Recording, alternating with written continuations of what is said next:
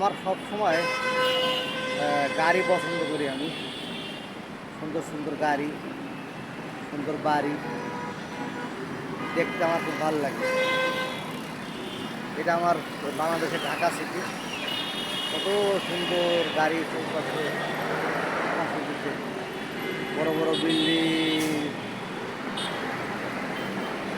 বাংলাদেশটা আসলে অনেক সুন্দর।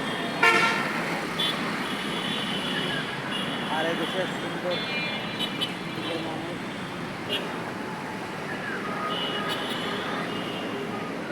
বিশেষ করে ঢাকা শহরে বিল্ডিংগুলো খুব ভালো লাগে দেখতে। গাড়ি ঘোড়া, বিল্ডিং ঘোড়া।